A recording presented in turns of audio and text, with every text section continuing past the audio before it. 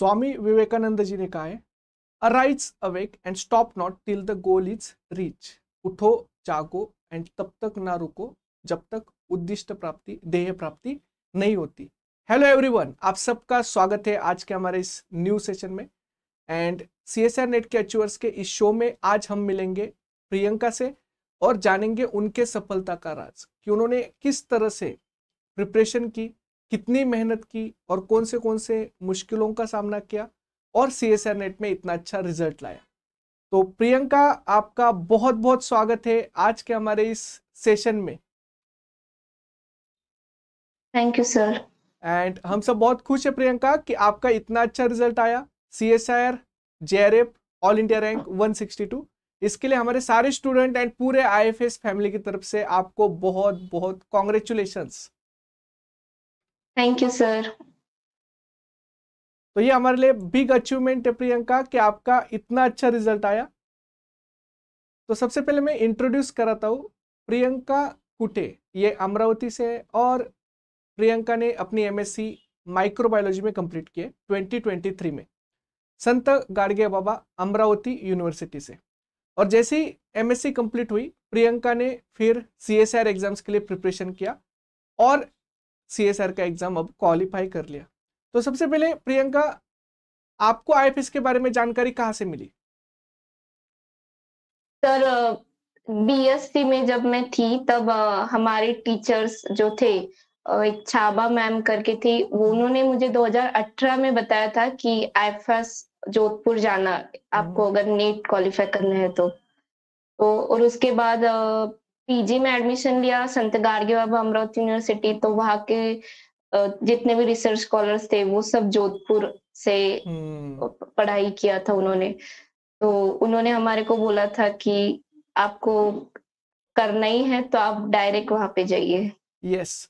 तो प्रियंका, फिर IFS जोधपुर में जैसे आपने क्लासरूम में प्रिपरेशन की, तो फिर आपका एक्सपीरियंस कैसा रहा और आपने प्रिपरेशन कैसे की?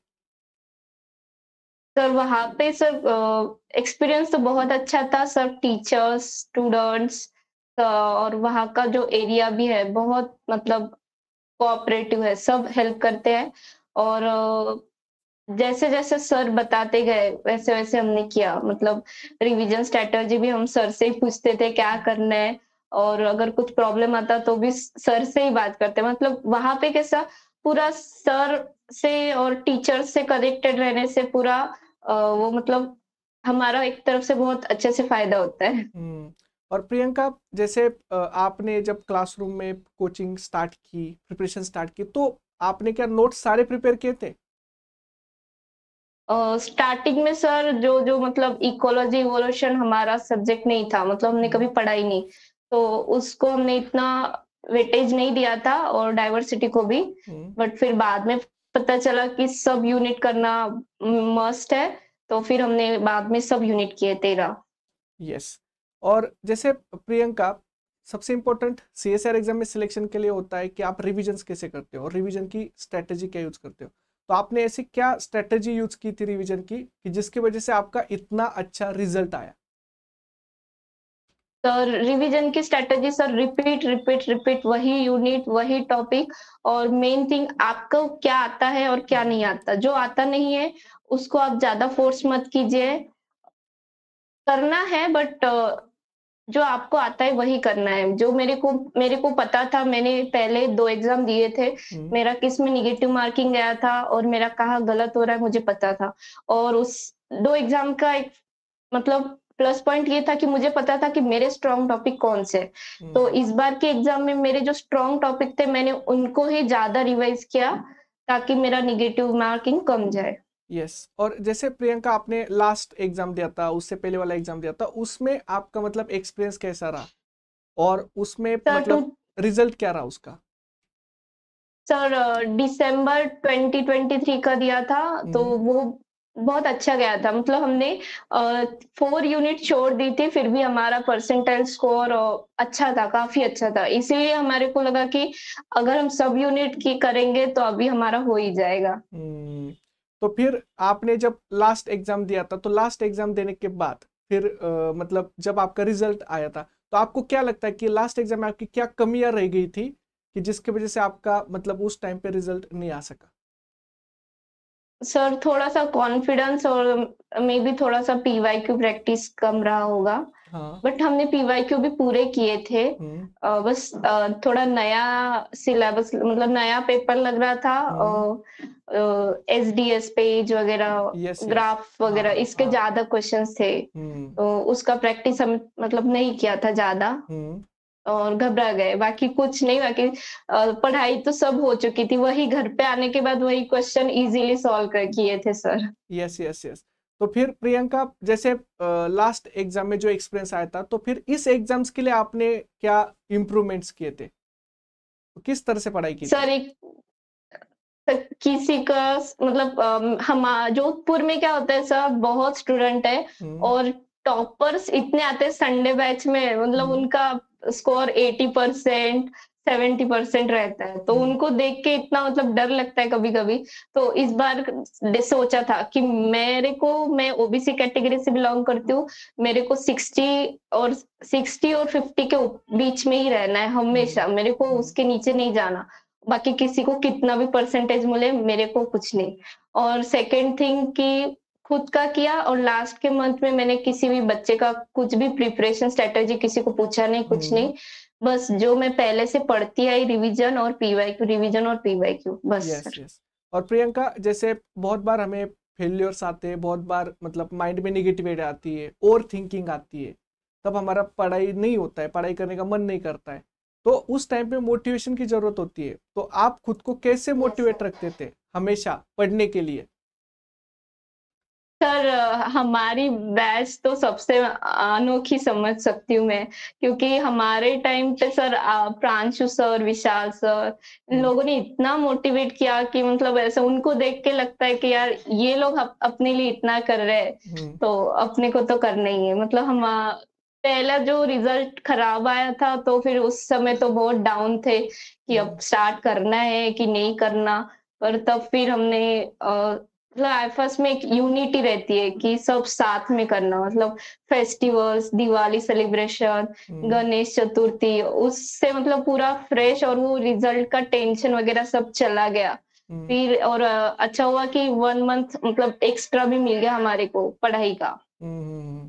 तो फिर लास्ट का रिजल्ट भूल ही चुके थे, इस दिवाली तक तो हम भूल ही चुके थे, मस्त सेलिब्रेशन वगैरह सब किया। फिर बाद में जो पढ़ाई को लगे तो लगे। हम्म। और प्रियंका, जैसे हम देखते हैं कि जब आप पढ़ाई करते हो तो पढ़ाई में कंसिस्टेंसी बहुत इंपॉर्टेंट होती है, उसी से रिजल्ट आता यस है। तो सर। आपने कंसिस्टेंसी कैसे मेंटेन की? सर कंसिस्टेंसी सर आपको देख के ही मेंटेन किए सर, क्योंकि हम्म। आप हमारे को देखते थे और फिर ऐसा लगता था अब सर डांटेंगे, सर पूछेंगे कौन सा यूनिट किया, फिर वो बताना पड़ेगा। तो डेली मॉर्निंग का एक लाइब्रेरी का रूटीन रहता है, नौ हम्म। मतलब 8 से 12, फिर 12 से 5 और 5 से फिर रात 6-7, 7 से फिर 11 बजे तक। हम्म। तो वो जो फ्रेंड्स हमारे साथ में थे, वो उसको देख देख कर सब टाइम टू टाइम होता था सर पढ़ाई। हाँ। और जैसे प्रियंका, अब हम क्या करते हैं, रैपिड फायर राउंड लेते हैं। तो कुछ मैं क्वेश्चन यस सर। पूछूंगा, बस आपको आंसर करने। जैसे अब, जैसे लाइफ साइंस के इतने सारे यूनिट्स हैं, आपने कितने यूनिट्स प्रिपेयर किए थे? सर मैंने 12 यूनिट्स प्रिपेयर किए थे, डाइवर्सिटी नहीं किया था सर। अच्छा। और प्रियंका, आपका सबसे फेवरेट यूनिट कौन सा है? तो फेवरेट तो मेरा ऑलमोस्ट सेल सिग्नलिंग डिब्बा है, हम्म। बट मेरे को आजकल जेनेटिक्स काफी फेवरेट लगता है, वाओ। क्योंकि उसका डायरेक्ट क्वेश्चन आता है और उसका हम्म। आंसर पता होता है कि है या नहीं है। उसका हाँ। निगेटिव जाने का बहुत कम रहता है, निगेटिव यस चांसेस। यस। और प्रियंका, सबसे मतलब डिफिकल्ट यूनिट कौन से लगते हैं? डिफिकल्ट और इवोल्यूशन थोड़ा सा, क्योंकि हम्म। उसका पता होता है बट उसका आंसर अलग होता है। हाँ। और जैसे उसका हाँ प्रियंका, बोलो। Sir evolution, ecology, ecology easy unit है, हम्म। बट हमारा कैसा डीप में हमने कभी उसमें पढ़ाई नहीं की है हमारे बीएससी और एमएससी में, तो उसको हम 100% हम कभी कंसीडर नहीं कर सकते। यस। और जैसे प्रियंका, हम ये देखते हैं कि सीएसआर में भी पार्ट 3 आते हैं, ए बी सी पार्ट। तो आप सबसे पहले कौन सा पार्ट से स्टार्ट करते हैं exam? Part C sir, part C, फिर पार्ट बी और फिर पार्ट ए। यस। और आपका सबसे फेवरेट पार्ट कौन सा है? सर मेरा तो पार्ट सी ही फेवरेट है, क्योंकि उसमें हमेशा 20 तो आपको मिल ही जाते हैं, मतलब फिक्स वाले 25 तो मिल ही जाते हैं। 20 करेक्ट आते थे मेरे संडे टेस्ट में भी, और मॉक टेस्ट में भी 19 आते थे। और आपका सबसे डिफिकल्ट पार्ट कौन सा लगता है? Part A sir. Part A. Okay.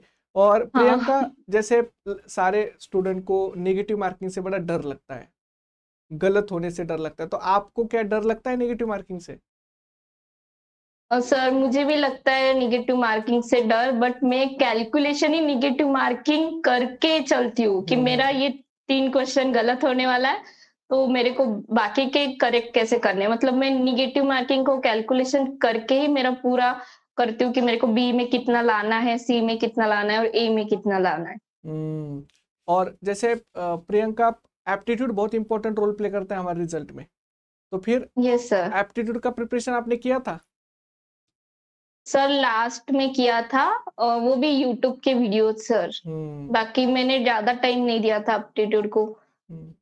और प्रियंका, जैसे संडे टेस्ट और मॉक टेस्ट बहुत इंपॉर्टेंट रोल प्ले करते हैं रिजल्ट में, तो क्या आपने संडे टेस्ट मॉक टेस्ट दिए थे?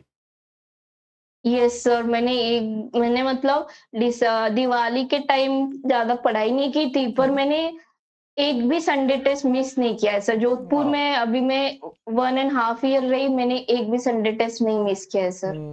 और जो संडे टेस्ट मॉक टेस्ट आपने दिए, तो आपको फायदा हुआ उसका एग्जाम में? यस सर, बहुत फायदा हुआ सर। 2-3 क्वेश्चन तो मॉक टेस्ट के ही आए थे, मैंने आपको बताया था सर, ये एग्जैक्ट क्वेश्चन आया था करके। यस। और प्रियंका, जैसे इंपॉर्टेंट क्वेश्चन प्रैक्टिस होती है कि जिससे आपको एग्जाम्स के बारे में पता चलता है, तो आपने क्वेश्चन प्रैक्टिस कहाँ से की थी? सर पीवाईक्यूज जो आपने आईफास के मॉड्यूल्स थे, उनसे प्रैक्टिस की थी। और सर आपने वो रिवीजन का पीडीएफ हमारे को भेजा था, पीवाईक्यूज के, वो नए पीवाईक्यूज थे, तो वो भी किए, और संडे टेस्ट के पीवाईक्यूज भी किए थे सर। Yes yes. और जैसे मतलब प्रियंका, हम देखते हैं कि जब आप एग्जाम की प्रिपरेशन करते हैं तो बहुत सारे टॉपिक ऐसे इनफॉर्मेटिव होते हैं कि जो रटने वाले टॉपिक्स होते हैं, जो याद नहीं रहते, तो उनका प्रिपरेशन आपने यस किया सर। था क्या? यस सर, सब इस बार तो सभी किया था। जैसे बायोकेमिस्ट्री का फार्मूलाज वगैरह, पीएच वगैरह, वो मुझे नहीं आता, बट मैंने इस बार वो भी टॉपिक्स किए थे, क्योंकि बी पार्ट के लिए स्मॉल स्मॉल थिंग्स भी बहुत इंपॉर्टेंट होती है, ये मुझे प्रीवियस पेपर्स की वजह से पता चला। और जब हम जैसे प्रिपेयर करते हैं प्रियंका, तो बहुत सारे स्टूडेंट मैथमेटिक्स से डरते हैं, मैथ से मतलब डर लगता है, तो क्या आपको भी मैथ से डर लगता है? पहले लगता था सर, दिसंबर 23 का जो दिया था, उसमें मैंने जेनेटिक्स यूनिट छोड़ा था sir, just because of math, कि मैथ आता है करके। पर अभी पता चला कि उसमें मैथ तो कुछ है ही नहीं, वो मतलब जस्ट लॉजिक्स और जो स्मॉल ट्रिक्स बताते हैं सर, उससे वो सॉल्व होता है।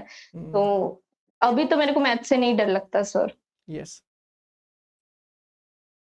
तो प्रियंका, जैसे हम देखते हैं कि जब आप एग्जाम्स का प्रिपरेशन करते हो, तो प्रिपरेशन के टाइम पे बहुत बार ऐसा होता है कि आपको जैसे रिजल्ट चाहिए वैसे नहीं आते, कभी कभी आपके संडे टेस्ट में भी कम मार्क्स आए होंगे, तो फिर हाँ आपको सर। मतलब उस टाइम पे फिर आपने खुद को कैसे मैनेज किया, कैसे पॉजिटिव रखा? सर बाय लक बोलो या बाय कोइंसिडेंस बोलो, जो मेरी रूममेट थी, उसने मुझे बताया था कि प्रियंका, तेरे 45 भी मार्क्स आए तो भी तेरा जेआरएफ होने के चांसेस है, तो कुछ मतलब ऐसा रो मेरा का स्टार्टिंग का था सर, कि मैं ना बहुत कम मार्क्स आए ना, कभी कभी मतलब पहले अच्छा चलता है 50 55 60, और फिर बीच में अचानक मेरा कभी 36 और 40 आता था, तो फिर मैं रूम पे जाके रोना धोना चलता था सर मेरा। फिर मेरी वो रूममेट मेरे को बोलती थी कि मतलब उसका सर, उसका भी कभी मतलब मैंने टॉप पे उसका मतलब नहीं था, बट वो हमेशा 50 के ऊपर रहती थी, और उसका जेआरएफ हुआ था, और वो जनरल कैटेगरी से थी। तो फिर मैं उसको ही हमेशा देखती थी, बाकी किसी का 70 भी आया तो मैं नहीं देखती थी। मैं बस देखती थी कि उसका 45 आया था, और उसने जेआरएफ लेके गई थी, तो मैं बस उसी का देखती थी सर, बाकी मैं किसी को नहीं देखती थी। यस। और प्रियंका, जैसे आपका इतना अच्छा रिजल्ट आया है, जेआरएफ हो चुका है, अब आपका फ्यूचर ड्रीम क्या है? अब आप क्या करेंगे? सर मैं अभी तो अच्छे इंस्टीट्यूट से पीएचडी के लिए अप्लाई कर रही हूँ, और अभी का मेरा ड्रीम तो मेरे को एडमिशन चाहिए पीएचडी के लिए अच्छे इंस्टीट्यूट में। यस। तो प्रियंका, आपने इतने अच्छे से हमारे सारे स्टूडेंट को गाइड किया, इतने अच्छे से आपके स्ट्रेटजीज बताए और इतने अच्छे अच्छे पॉइंट्स बताए, तो ये सब का हमारे स्टूडेंट को बहुत बेनिफिट होगा, बहुत हेल्प होगी। तो इसलिए हमारे सारे यस सर। स्टूडेंट एंड पूरे आईएफएस फैमिली की तरफ से आपको थैंक यू सो मच, धन्यवाद। And thank you sir. सारे स्टूडेंट एंड पूरे आईएफएस फैमिली की तरफ से आपको बहुत बहुत congratulations thank you and sir. Wish you all the best आपके फ्यूचर ड्रीम्स के लिए। Thank you sir. So thank you Priyanka, thank you.